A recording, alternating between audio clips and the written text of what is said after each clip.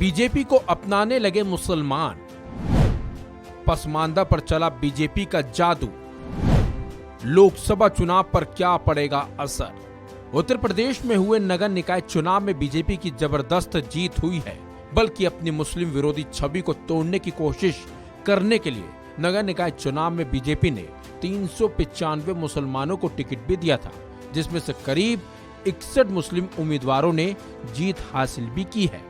इस जीत को लेकर बीजेपी काफी उत्साहित भी नजर आ रही है, बल्कि बीजेपी का मानना है कि पार्टी के प्रति मुसलमानों के बदलते रुझान का असर 2024 के लोकसभा चुनाव पर भी पड़ेगा और दिखेगा। आपको बता दें, बीजेपी ने कुल 395 मुसलमानों को टिकट दिया था।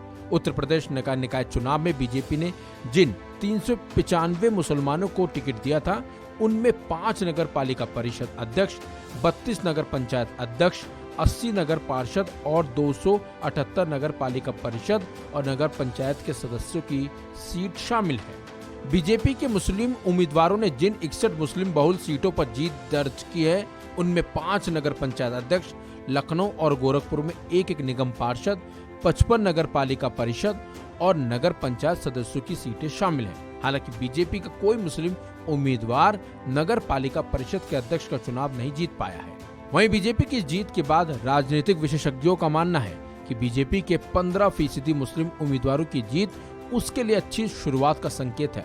नगर पंचायत सदस्यों में तो पार्टी के मुस्लिम उम्मीदवारों की जीत का आंकड़ा 25% है और नगर पालिका की परिषद सदस्यों के मामले में ये 19% है। यूपी बीजेपी अल्पसंख्यक मोर्चा के प्रमुख कुंवर वासित अली की माने तो भविष्य में भी पार्टी मुसलमानों के बीच पहुंच बढ़ाने की अपनी कोशिशें जारी रखेगी। उनके मुताबिक मुसलमान धीरे धीरे बीजेपी को समर्थन देने लगे हैं। कुंवर वासित की माने तो मुस्लिम समुदाय को मोदी और योगी सरकार की विभिन्न कल्याणकारी योजनाओं का काफी लाभ मिला है।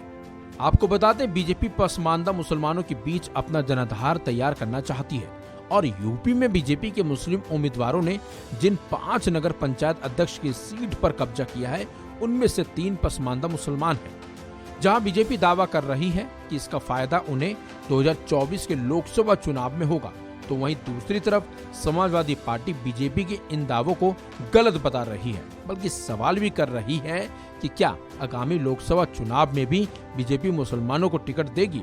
तो वहीं कांग्रेस ने भी बीजेपी पर हमला बोला है। कांग्रेस का आरोप है कि बीजेपी मुसलमानों को लुभाकर अपना वोट लेने की कोशिश करती है और चुनाव के बाद उन्हीं मुस्लिमों के प्रति नफरत फैलाकर विभाजनकारी राजनीति में जुट जाती है।